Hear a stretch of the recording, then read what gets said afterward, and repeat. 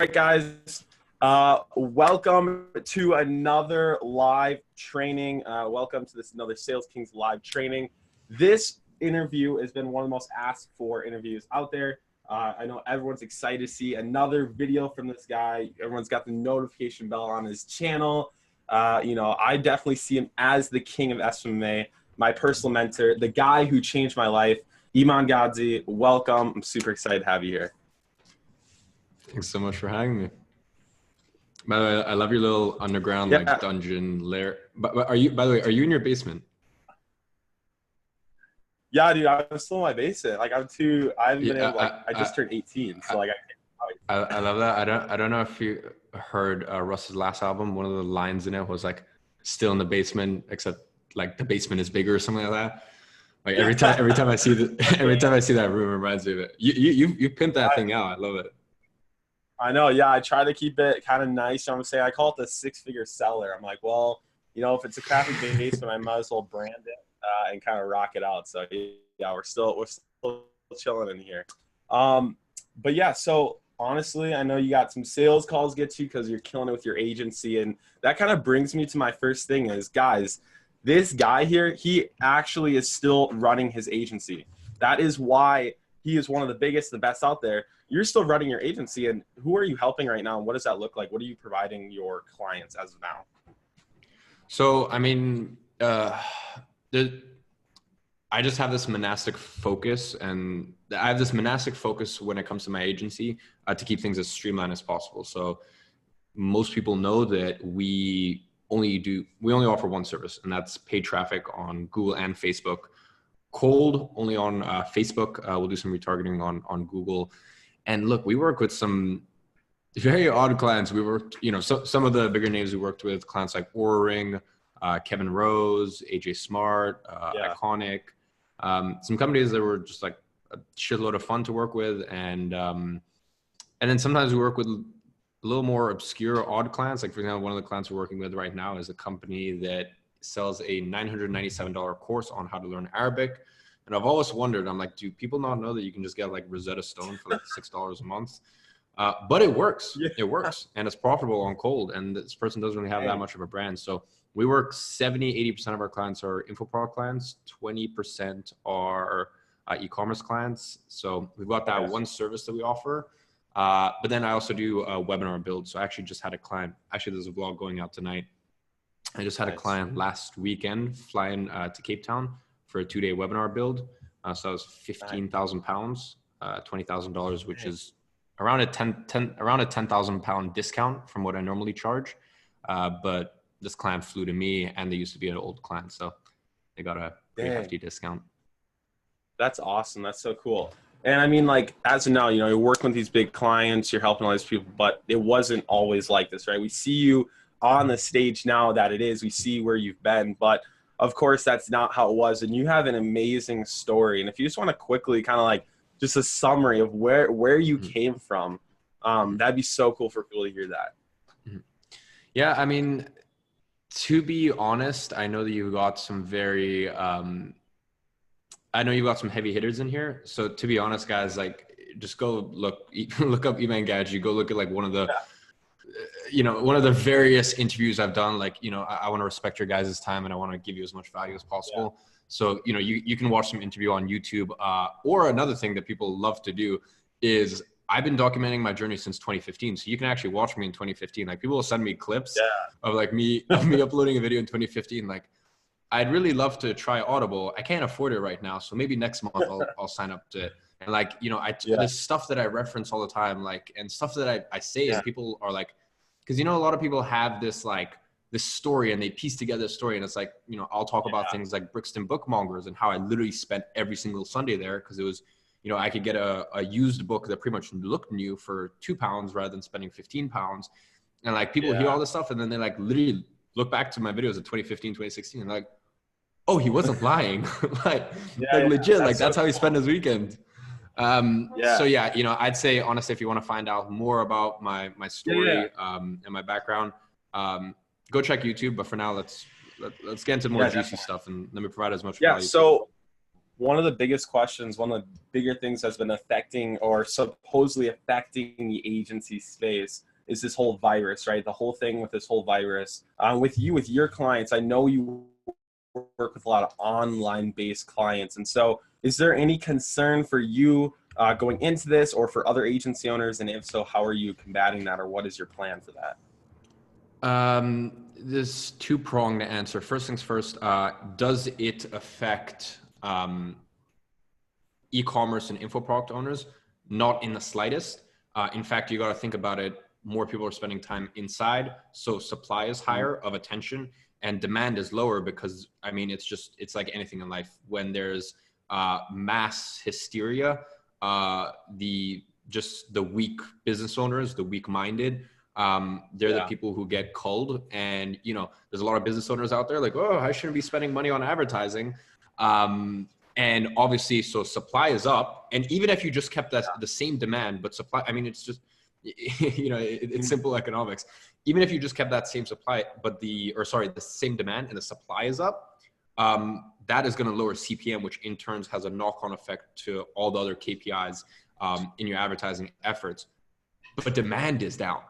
Okay, so there's less people advertising or wanting to spend because there's this mass hysteria, and the supply, the amount of eyeballs is up because a lot of people are spending time inside.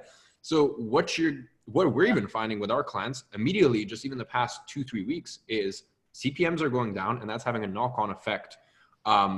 So if you're advertising, what a great fucking time to be alive. Now, one thing I will say is, look, if you, it's a little different with an info product business because there's operationally nothing changes. Whereas with an e-commerce business, if there is some sort of, if coronavirus affects you operationally somehow, then fair enough. But for none of our clients, it's been an issue. The other thing is, that's one world. The other world that I'm sensitive to is the gyms, the restaurants, et cetera, et cetera. And look, at the end of the day, if you are targeting Italian gyms, like, you know, like I'm not one of those people who is so like airy fairy positive and will reframe everything. Like, no, quite frankly, you're fucked, but that's why. But you deserve to be fucked if you only were targeting gyms in Italy. Guys, we live in a global economy. You should be getting clients from all around the world. Okay, so at the end of the day, you know, things like this come about. For the online world, not really affected. For the sort of local lead gen world, restaurants, gyms, etc. In the US right now, I don't think so. In countries, you know, in countries where it's more severe, for example, like Italy, yes. But all that time that you're spending inside, great. Now you can get your head out of your ass and start reaching out to clients globally, rather than like, if you're feeling handcuffed right now, you impose that upon yourself. And I think you deserve what you're getting. So as I said, we live in a global economy. In no world should you be signing clients in your country or your city. Yeah. That's so true. And I feel that too. Like, if you just switch, like if it's affecting your industry, maybe go after a different one or think long term with that. And I just don't like low ticket. Like, I was like, hey, I need to different industries. And one thing I want to talk about too is with going and reach out to clients. I know you made a YouTube video. I used the top outreach method, right? And I didn't watch it, but I saw the comments you're talking about Loom. Is that your favorite? Is that what you still go with when you're reaching out to clients, or what does your prospecting look like for your agency? So look, when I tell people what is the best outreach method, it comes down to two simple questions, which is, first of all, what's your niche? Because historically, there's certain things that work best in niches. Like, for example, before Loom was around, I used to do video audits. I used to put the camera down, shoot the video. I think I even included in that video. I give a 1-minute snippet of a 2017 audit I did to a barber's. I think it's like Harry's something. But anyways, I used to put the camera down. I used to have my yellow notepad, spend 45 minutes drawing down notes, record it, put it into my computer, edit it, upload it to YouTube as an unlisted video. And that's how I used to do it. So first thing you got to ask yourself is, what do I have a competitive advantage in? Like, here is the thing. Like, if I was to cold call, that's not my lane of competence. You know, that's not my area of competence. Whereas say someone like Esteban, who used to be my appointment setter for 8 months, That's his area of competence. But you try to get Esteban to write an email, and he writes like a fucking 4-year-old. And that's just that's just the facts of it. So I look at it and I'm like, my competitive advantage is punchy 5 to potentially sometimes they go as long as 25-minute video audits, because I've been doing it for 3 years. And now with Loom, I mean, it speeds up my workflow a hell of a ton. But the other thing you got to ask yourself, but that's my competitive advantage. You got to find out what your competitive advantage is. And if you don't have a competitive advantage, then you go to the second question, which you got to ask yourself, which is historically, what has worked best in this niche? The thing that further validates my, how bullish I am on Looms is the fact that the video audit is obviously I have IAG Media, but I also have Gray Agency, my education company. So I actually, we have service providers pitching to us. And the only time that I've entertained someone, and one of them was a service provider that charges $5,000 a month. So high ticket, so there's been 3 service providers we've ever brought on board for various things in the company over the past 2-3 years. And all of them were because they sent cold. It's because all of them all sent video audits. 1 sent a Loom and 2 actually just did an unlisted YouTube video, which I then went on to tell them, dude, just use a Loom. It's way easier. So that's also the thing. You gotta figure out the niche. Because here's the thing. If someone was, first of all, you can't call me. It's impossible. Second, if someone wants to call me, first of all, my voicemail, if you call me, it's funny. People laugh at this. My voicemail, first of all, I never pick up my phone ever. Just don't even bother. And second, my voicemail goes, hey, it's Iman here. If it's urgent, hey, it's Iman here. I don't pick up my phone. If it's urgent, email me. And obviously I don't tell them my email. So if you know if anyone important will know my email and my phone number, so then you can reach out to me. But if you just got my phone somehow, cool, fuck off. So my point is that I won't entertain. To be also cold email, I won't entertain. Because I'm just so lazy for me to type back. Oh, that's interesting. Case it, blah, blah. But if you send me a Loom that I can watch on 2x speed, within the first 2 minutes, I'll know whether I'm even interested in working with you. I'm cool getting 5 Loom video. I'm cool people reaching out to me, getting 5 cold audits a day, because I can just do 2x speed. I can see whether I think you're an idiot within the first 2 minutes.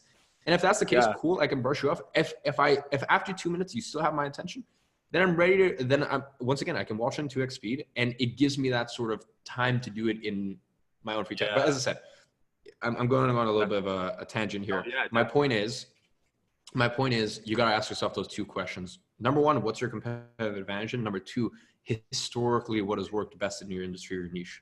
Yeah, that's awesome. I love that, because so many people, they're always they're marketers, gurus, they're pitching new opportunities. That's what you got to do to get people to buy, right? The new opportunity. And they try to make people believe this is the only way. But I always tell people, even with stuff I teach, I'm this is working for me, and we can make it work for you. But you also have to figure out what, that, like you said, that advantage is. And so one thing I want to ask you, I know you got to get to some sales calls, but you were saying you barely go to your phone. You don't really pick up your phone. I know how disciplined you are in your life, and you're still considered young to many people. And I see, and you've been an example to me, and to be more mature and grown up. But how have you become so disciplined in your life? What are some steps you've taken to be so professional? Dude, there's so many people out there 2 times your age, and they're just not professional. And I can see that as an 18-year-old kid. And so how did you do that? And what would you have role models, or what did that look like?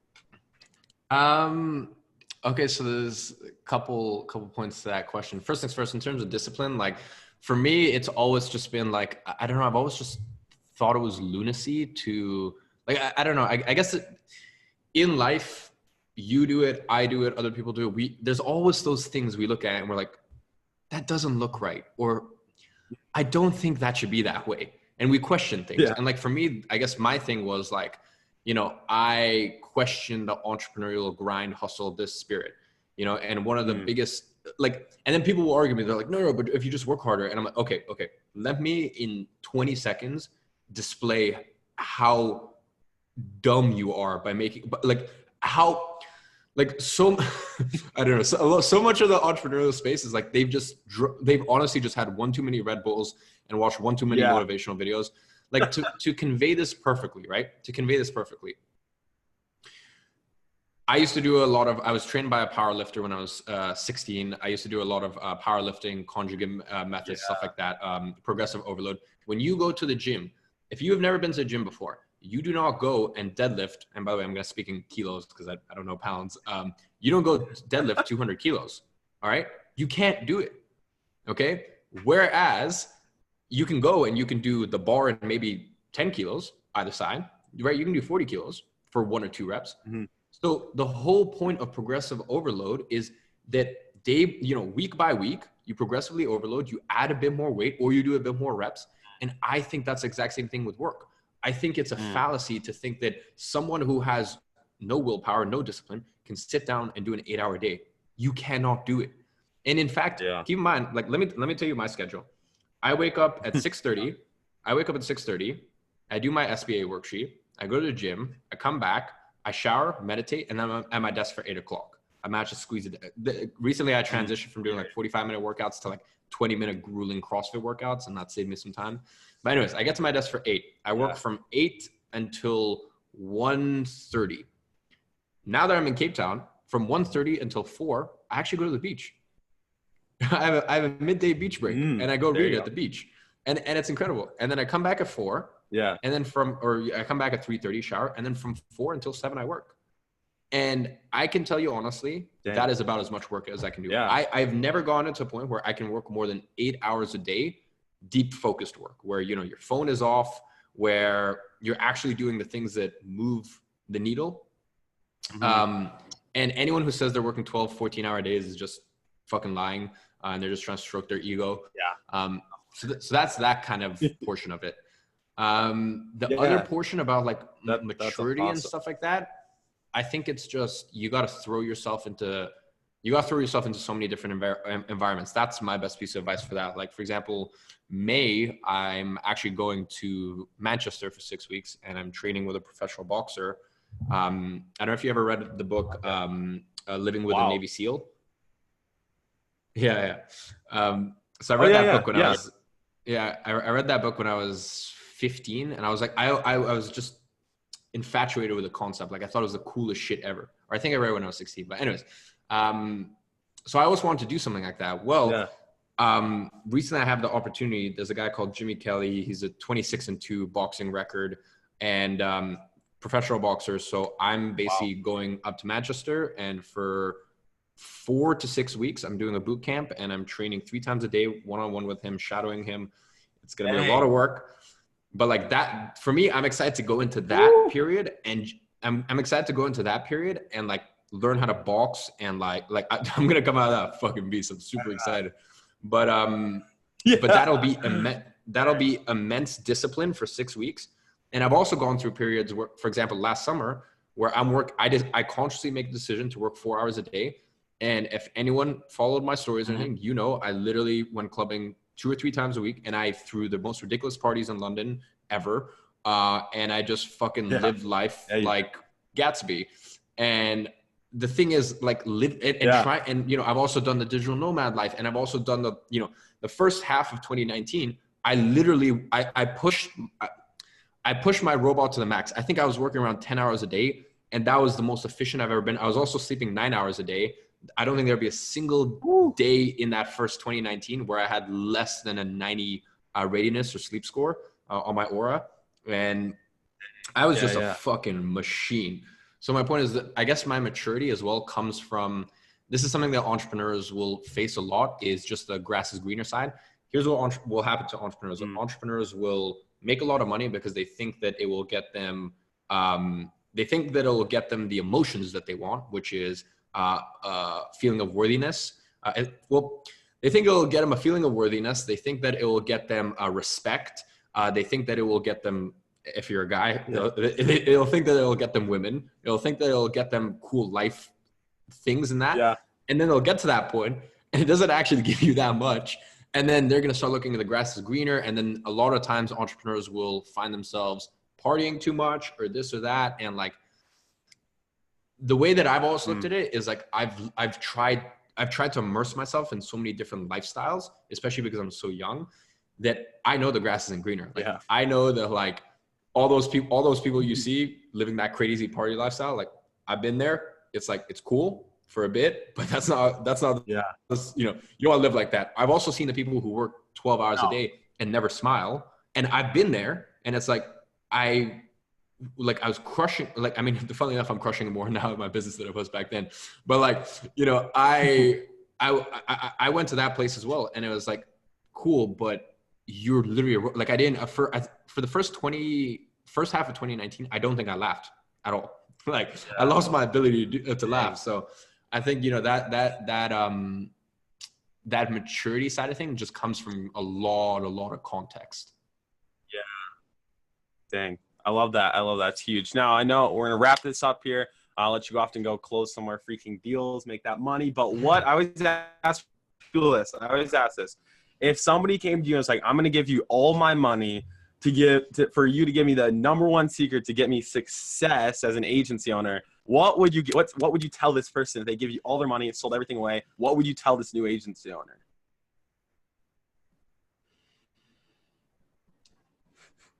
Am I allowed one, or can I say multiple?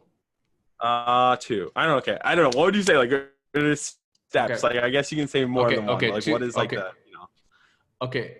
For me, it comes down to three things. Number one, 90% of it is outside of the business. Because at the end of the day, like, once again, like, if you want a simple way to prove this, I run in terms of size, agency specific, the biggest education company on earth, careeragency.com. Like, I have thousands of students. And why do we have someone, for example, like you, who makes 6 figures, or why do we have students who make literally 7 figures a year profit in their agency? Yeah. And then there's some people who come in and never manage to sign their first client, which is the reality of it. Some people can't even manage to sign their first client. They have all seen they've got the exact same training. They've got the option to come to live Q&A calls weekly. Yep. They've got the same coaches. They've got my team. As you said, I still run an active agency to this day. So we're in the trenches, you know. We're not still banking off of some shit we learned back in 2016. Yeah.